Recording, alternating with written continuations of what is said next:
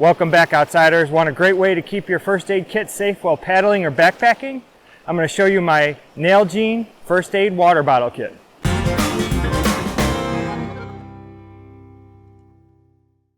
I love using the Nalgene bottle for my first aid kit for a few reasons.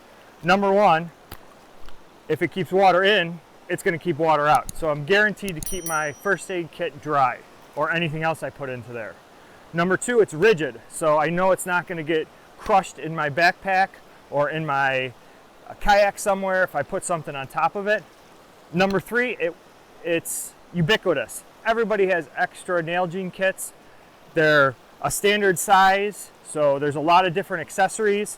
For example, I have this sling around mine because I found attaching a carabiner to the cap, this wears out over time and cracks.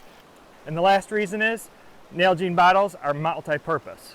At first glance, a Nalgene bottle, it's not very big, but you can fit a lot of first aid gear in here for a multi-day trip, whether paddling or backpacking.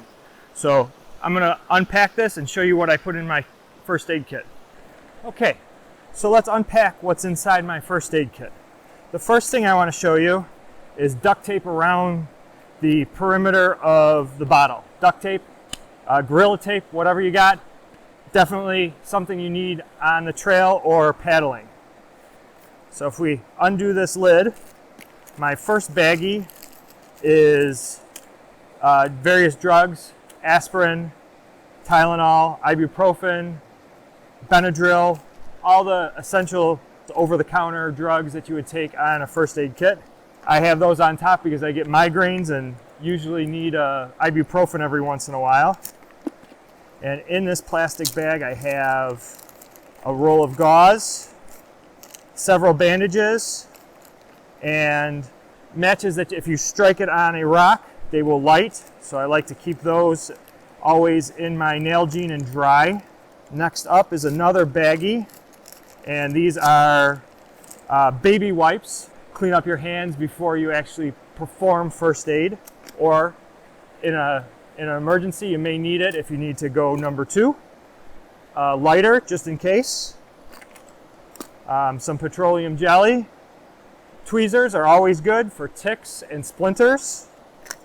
I have some new skin, very, very important for blisters when you're on the trail. Always have some safety pins. Nail clippers come in very handy, either to clip a split nail, cut something very fine. I've used them many, many times. All right, we've got some SPF50 sunscreen, first aid tape, safety gloves, so if you come in contact with somebody else's blood.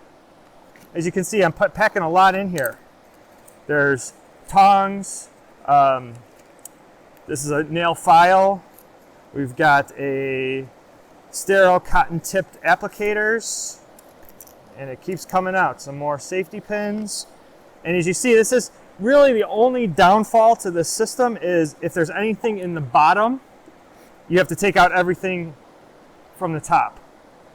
All right, so we got some antiseptic wipes, some more antiseptic wipes. Next up is eye drops, just in case you need to irrigate the eye. Chapstick comes in handy for many reasons, for chapped lips, but also fire starting and mosquito bites. I've got an ace bandage just in case I need to stabilize something, an ankle, an arm, wrist, whatever it is, or just wrap a wound. To finish it off, we have some sterile pads, some large sterile pads of different sizes, and finally a very large one. So that is everything that I have in my first aid kit right now. As you can see, you have to work to get at the bottom stuff, and you have to strategically pack stuff, and I'm going to show you how to do that now. So what I like to do is anything that can bend to the shape of the bottle, I'm going to put in first. Or stuff that's not high priority for me to get out right away.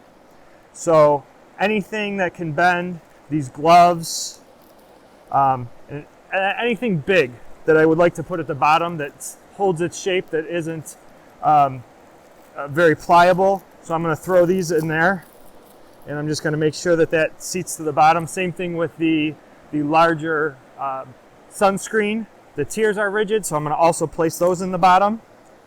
And then you can start putting anything that will fit. So these antiseptic wipes.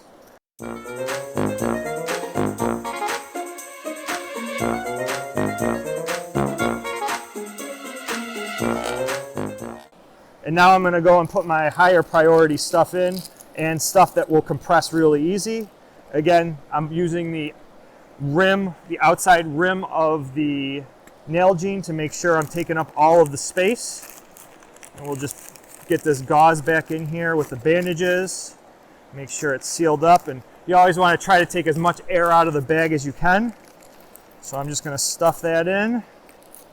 And then finally, my over-the-counter pills go on top for quick use.